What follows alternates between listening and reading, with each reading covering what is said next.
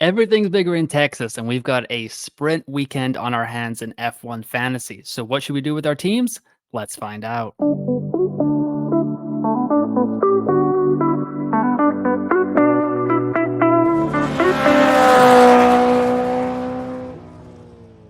What is up, everyone? Welcome to another episode of F1 Fantasy Pole Position. It is Wednesday, October 16th. My name is Ewan, and on today's episode, I'm going to go over a preview of the United States Grand Prix in Austin, Texas, and a quick look at my team selection. Lots to break down today. If you are listening on the podcast side, I got to warn you, it is a little bit of a stats heavy, table heavy episode today. So I would highly suggest that you just hop on over to the YouTube channel, type in F1 Fantasy Pole Position on that browser, like the video, subscribe to the channel. That way you never miss a video, and then just enjoy the stats that I've got for today's episode. If you want to follow me on X, you can follow me there at F1UNFPL, and I'm happy to talk F1 Fantasy, FPL, pretty much anything. Fantasy football, American style, as well, is also on my mind quite a lot now. But let's get into it right here with a Grand Prix preview for COTA Circuit of the Americas, 5.513 kilometers, 56 laps, 20 corners, 2 DRS zones. First race here was in 2012 and has pretty much become one of the driver favorites on the circuit here. It's produced some fantastic races, fantastic racing in general. The sprint race actually feels pretty at home here. I hope they keep it here going forward. And yeah, usually produces a surprise or two. Logan Sargent famously got his only points in F1 here last year after a couple of disqualifications after the race. But as Logan Sargent stands, we take what we can get there. And we move on. We've got a new driver on the grid this weekend in Liam Lawson. I talked about that in green flag, yellow flag, red flag in the previous episode this week and on early team selection. So definitely go back into the archives just a few days ago for both of those episodes and just check that out. But yeah, this is the map here of the circuit. Moving ahead here, the tire compounds for the United States Grand Prix here, C2, C3, C4, which is a little bit of a change from the last two races. We have had the C3, C4, C5 for the last three races before this strange fall break that we just went through. The tire compounds are going to be switched up a little bit towards the end of the season, it looks like. I think from what I saw heading into Mexico and Brazil, because we are in the first race of a triple header here, it looks like they're trying to kind of create more pit stops. We'll see if that happens at the next two races, if that happens this weekend. Something to watch going forward.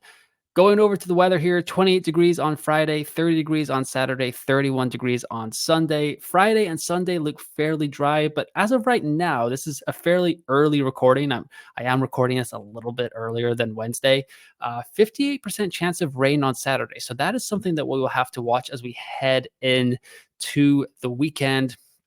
Is there some weather to watch? Traditionally pretty dry in Austin, Texas this time of year. I lived there for a couple of years in my younger days. And yeah, August, September, October, pretty brutal heat. You thought you would get a reprieve, and then just bang smack, another 90-degree day would just hit you right in the face.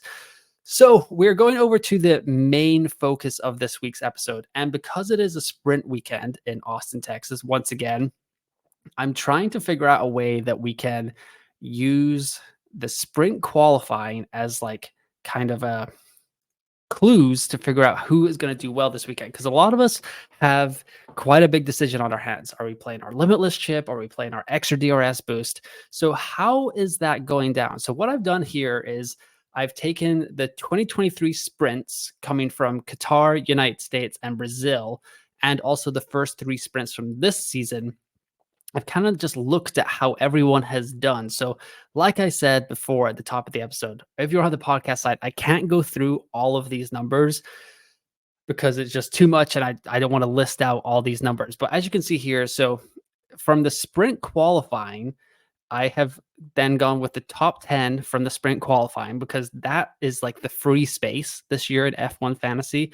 And how have they done at the end of the weekend in F1 Fantasy? Where has their point finish been?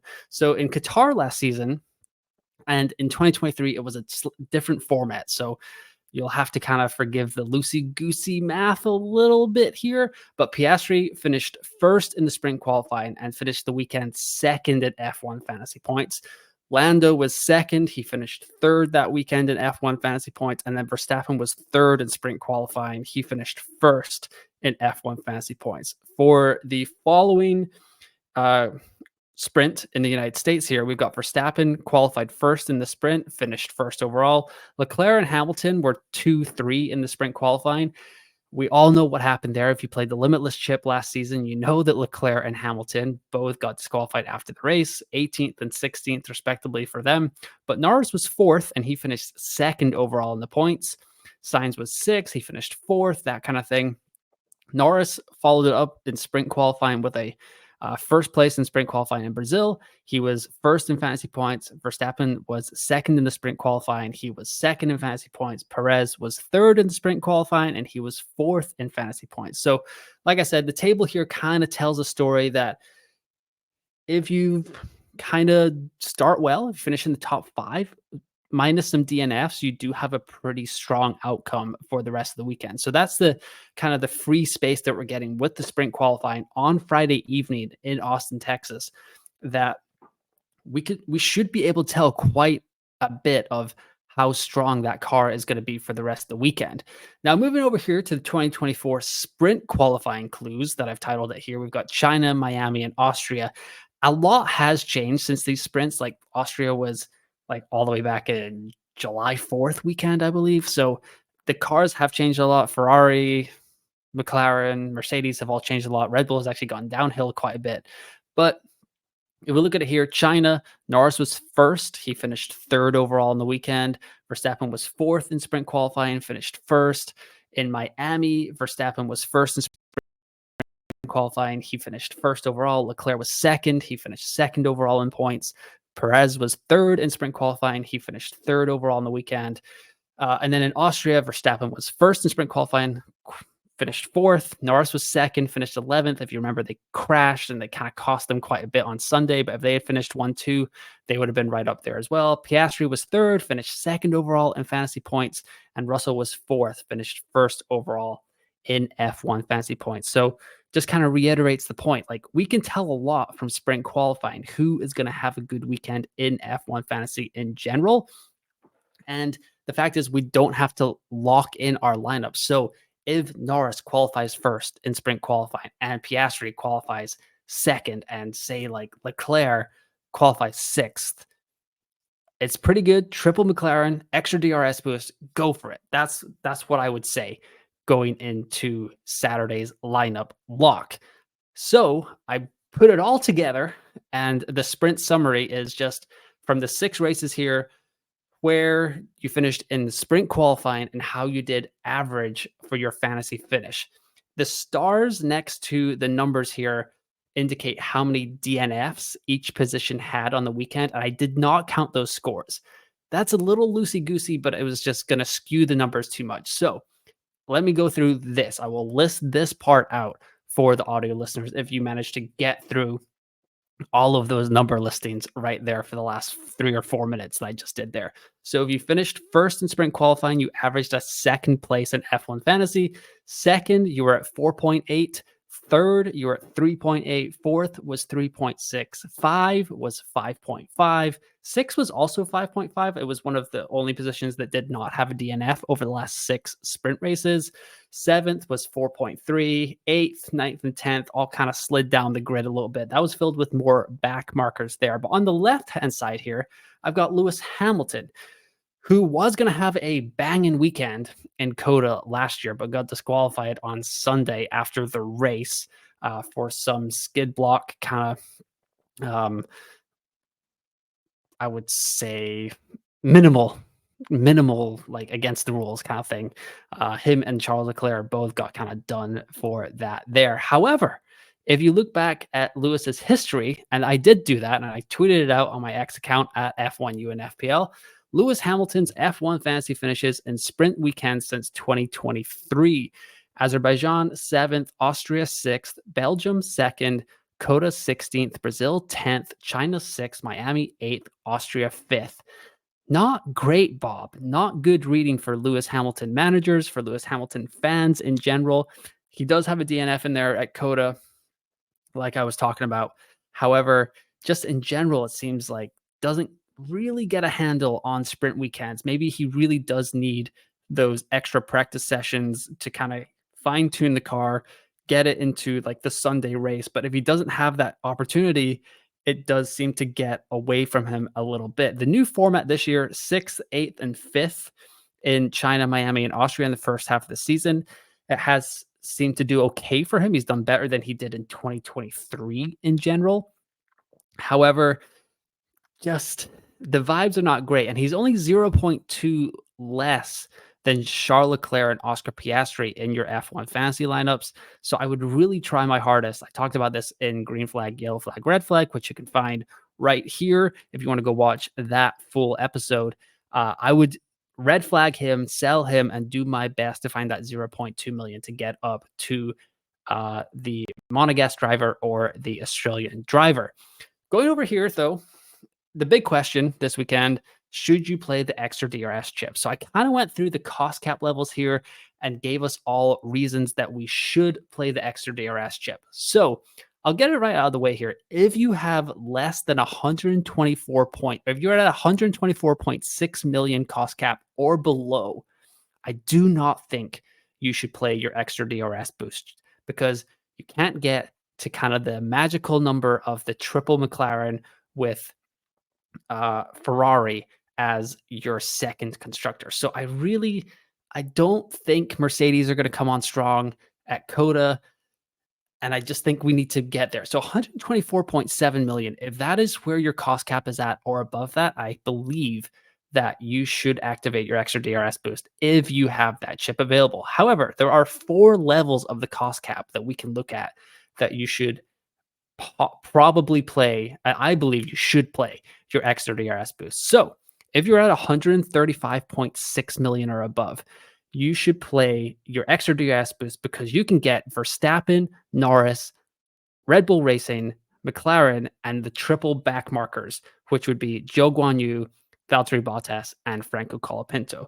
If you drop down here another 4.6 million to 131 million, I still believe that you should play the extra DRS boost because you can go Norris, Verstappen, McLaren, Ferrari, and the triple back markers. Ferrari might honestly be a better constructor for Coda than Red Bull. We're going to have to wait to see what we get from the Friday data there. Red Bull is supposed to bring some updates here. That's like their last big push for 2024 from what the reports are saying. 127.6 million. Norris, Piastri, or you can get Norris, Piastri, or Leclerc, McLaren, and Ferrari with Nico Hulkenberg or Liam Lawson, who is the new driver on the grid, who is supposed to get a grid penalty. It hasn't been confirmed yet that it's going to be in the sprint or the Grand Prix. It sounds like it's going to be the Grand Prix. I want to wait until we get official word on Friday before kind of making any moves, just like official statements like from like Red Bull in general. Hopefully Thursday media day, we will get some official word about that. And then you can go double back markers, which would be Valtteri Bottas and Franco Colapinto. And if you're at 124.7 billion, which is exactly where I am at, I am very, very lucky F1 fantasy manager here. You can go Norris with either Piastri or Leclerc, McLaren and Ferrari as your constructors, and then Zhou Guanyu, Valtteri Bottas, and Franco Colapinto. I am right there, no money to spare. I am very, very happy that I got to that threshold. And like I said before, if you're below that marker, I think that you can build your budget enough. You only have a couple of races to get there, but I don't think because Piastri and Leclerc are only really going to go up 0.1, 0.2. Like you can give yourself 2 more races to get up to that marker and activate the extra DRS boost for the Brazilian Grand Prix in a couple of weekends time. So this is kind of where I'm at in my thinking with extra DRS boost. Check where your cost cap is, see what you can do with your lineup right here on the graphic, and that should lead you hopefully down the right path. The last topic I want to talk about here, well, actually, a couple more topics. One here is Max Verstappen potentially taking an engine penalty in Brazil. That could throw a spanner in the works for getting the extra DRS boost or the limitless chip in Coda. Because if you can get up to Max Verstappen with an engine penalty, although that did happen in Spa and it didn't go that well, it could throw a little bit of like snafu our plans a little bit for the extra DRS boost. However, if Red Bull don't look that strong in Coda and that's their last set of updates for their car for 2024, do we want Max Verstappen bringing him into our team for extra DRS boost or the limitless chip for Brazilian Grand Prix, where maybe he will struggle to get past the Ferraris and McLarens or the Mercedes? Actually, I don't think he would get past the McLarens, but yeah, the Ferraris and the Mercedes down the stretches in Brazil. So that did come out a couple of weeks ago during the fall break. It hasn't been confirmed by anyone as far as I know, but it is something to kind of monitor. We'll see if we get any hints of that on Thursday's media day or anything in Friday, like on the practice, the free practice one kind of thing on F1 TV. So we'll have to listen in for any tidbits that the commentators can give us there. The final thing I would talk about before we get into my team selection real quickly here is just the frantic finish that we're going to be right in the middle of here. We've got Coda starting this week, Friday through Sunday, then right into Mexico, then into Brazil, which is another sprint. Then we get another kind of 2 weekends off. And then we go Vegas, Qatar, Abu Dhabi to end the F1 fantasy season and the F1 season in general. So I don't mind playing the extra DRS boost this week either. If it's like your final chip, if you have one chip left, you can get out of the way and then you can focus your final 10 transfers of the season on these races. You don't have to worry about like pre-planning for this chip here. I'm kind of fortunate that the last chip I'll have after using the extra DRS boost will be the autopilot chip, which is not a bad option at all. It just means I can kind of take a punt at one of the races that I'm feel like if Mercedes come out of nowhere, I'm like, well, maybe I'll just take a punt on Lewis Hamilton this week, slide him into my lineup instead of Oscar Piastri or Charles Leclerc, put the 2 times on Lando Norris, and if Lewis Hamilton blows out of the water for one of his final appearances or his final appearance in a Mercedes car at Brazil, that could be something interesting. Could be a slight differential there. So that's kind of where I'm thinking. But yeah, you just have to keep those in mind that we have 6 chips and there's 6 races remaining. I know a lot of F1 fantasy managers have used a lot of their chips already at this point of the season. But if you've just been kind of sitting on them, waiting for the right moment, you got to use them now. You can't use 2 chips in one race weekend. So you got to make your decision starting this week at Coda. But now it's time to get into some team selection. So this is my T1 team right here, 124.7 million in the bank, just snuck inside the top 10,000 for now, but hoping to kind of make a late season push towards top 5K if things go according to plan. As you can see, the team right now is Norris, Piastri, Colapinto, Valtteri Bottas, Zhou Guanyu, Ferrari, and McLaren. 0.0 million left in the cost cap. Like I said, 124.7 is kind of the threshold to use your extra DRS boost, in my opinion, and I am very lucky that I got there. So I mentioned it in early team selection. I don't really think there's a lot of places that I can go with this squad. I mean, if Ferrari's looking banging, I could bring in Charles Leclerc. It would be nice to roll a transfer if possible.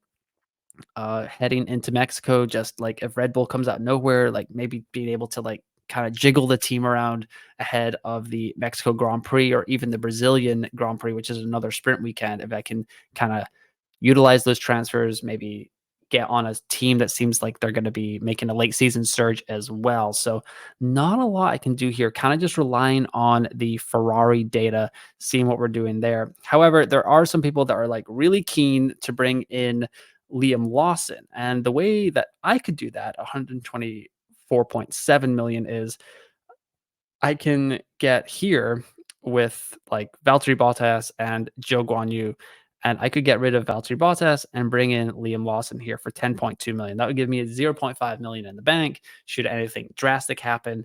However, I would need to see some incredible data from Mercedes in general and Liam Lawson himself in the V car to even consider doing this. It's an option that I have at my price point. If you're below the 124.7 million cutoff that I was talking about earlier in the episode, this is something that could differentiate your lineup, especially with Liam Lawson taking that grid penalty at one of the sprint or the Grand Prix races. That will make him an option. Hopefully it's the Grand Prix, because you get points for 1st through 10th in a Grand Prix compared to 1st through 8th in a sprint.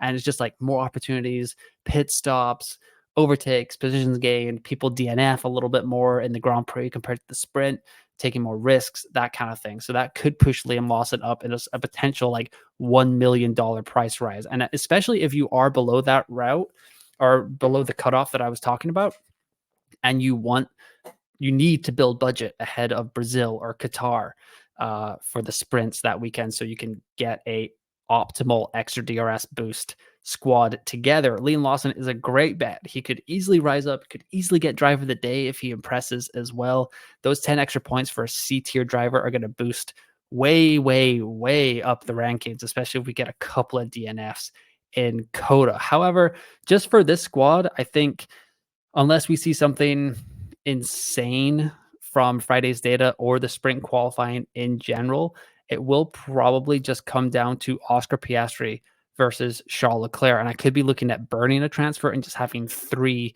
for the Mexican Grand Prix next weekend. So yeah, like I said here, Oscar Piastri, and then bringing in Valtteri Bottas, or not even bringing in, just putting Valtteri Bottas back in there. And that would be my T1 squad. So Oscar Piastri to Charles Leclerc, probably going to be the only transfer I make here, depending on what we see between McLaren and Ferrari in Friday's data and what happens in the sprint qualifying. However, it's a lot different for my T3 team here. It's got like 132.4 million in the bank or something like that. It is an absurd budget. Wish this is my T1 team. I think I say that every single episode, and I have not come even remotely close to catching this squad at all the entire season. It's been just going from bad to worse for my T1 team for a while now, but the T3 team is holding strong. The only thing that I really hate about this is how I selected this team. Lando Norris, Charles Leclerc on the bottom. Maybe that only bothers me. Let me know in the comments below if you really like your premium drivers to be up here in the first 2 slots that we're looking at over here on our F1 fantasy squads. But it's Lando Norris, Charles Leclerc, Alexander Albon, Franco Colapinto, and Nico Hulkenberg with Ferrari and McLaren. 3.4 million in the bank here. There are a few interesting options that, like, I have 3 transfers on this squad. We could kind of like bring in a Max, and that would obliterate my budget entirely. Not a huge fan of that. Oh, I was going to get rid of Charles Leclerc there as well. And then if I brought in Mercedes, I was kind of curious where this would leave me. Yeah, so it leaves me exactly 0.1 million above the threshold to bring in Liam Lawson. This is a potential differential lineup if we see something from Mercedes going into Saturday via the data that we get on Friday and the sprint qualifying results. I don't think this would be my favorite build for an extra DRS boost, just because like it does give me exposure to all 4 of the top teams, which is kind of nice with Lando Norris, Max Verstappen, Ferrari, and Mercedes all on there. Franco Pinto is a legit, fantastic budget builder, and Liam Lawson could be a great differential because literally no one in the game has him. He has not raced this season. And Alexander Albon, 8.8 million.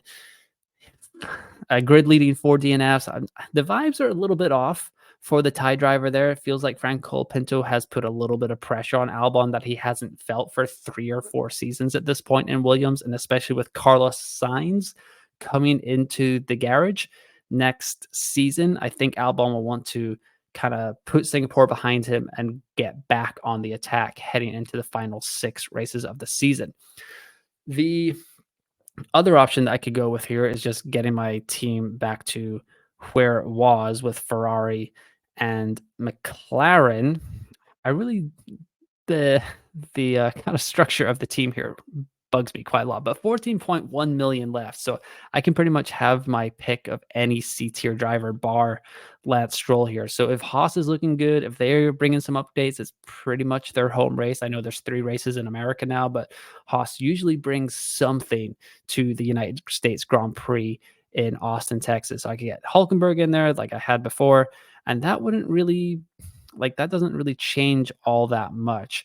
I'm a little bit short of getting to Max Verstappen out of McLaren or Lando Norris. I guess actually I could look here. McLaren, I think I would just be short. Oh, got 0.6 in the bank. So if McLaren looked awful, I wouldn't bring Lando in either, though. But yeah, Red Bull, just maybe this is a option to look at heading into the Mexican Grand Prix, but not a ton of options. Well, there's plenty of options in this T3 team, but nothing that really like makes everything else like that enticing. Like I could just keep the 3.4 million in the bank. I have a feeling that I will upgrade Alexander Albon to Liam Lawson for sure going into Coda, just because I like Colapinto as my back marker. It gets me out of the double Williams. We'll see if they bring anything for the final 6 races as well. They do like to have a little bit of a footprint in Austin, Texas as well. But Colapinto, 6.3 million, just rising the last 3 races, and just maybe getting out of the Albon business and going over to Liam Lawson. Fantastic differential. This team is inside the top 1,000, so it can make a push into the top 500, trying to see if Liam Lawson has kind of the ability to bring that squad up there. And then, yeah, the extra DRS boost is also an option for this team as well. One last reminder for lineup lock on Saturday, October 19th. It's going to be 1 p.m. local time, 7 p.m. UK time, 2 p.m. USA Eastern. It's going to be like the middle of the night for me. I am recording this quite early ahead of the United States Grand Prix. I am going on vacation for my 8-year anniversary to Japan. So this lineup lock is going to be at like 3 a.m. in the morning. I'm not entirely sure if I'm going to be awake for it. I will probably set my lineup like before I go to bed on Saturday night, and then maybe I will just naturally wake up knowing that there's a lineup lock coming along in F1 Fantasy. Happened to me earlier in the season as well, when there was an overnight race in Asia earlier in the season. However, it should be a very fun weekend. There's lots of chips going around. Are people going to bring in Liam Lawson? Let me know in the comments below what your lineup conundrums are, what you are thinking ahead of the United States Grand Prix at Circuit of the Americas in Austin, Texas. My little brother is actually going to Friday, so pretty jealous of that. So have a great time there, little bro. Let me know if any of y'all have gone to any F1 races this season or are planning to go to any of the final 6 races as well. But don't forget to like the video, leave a comment, subscribe to the channel, subscribe to the podcast, wherever you are watching or listening. And you can follow me on X at F1UNFPL. But once again, thanks for listening. Thanks for watching. I will be back with a review episode, and then we will get right into the Mexico Grand Prix prep, and I will talk to you next time.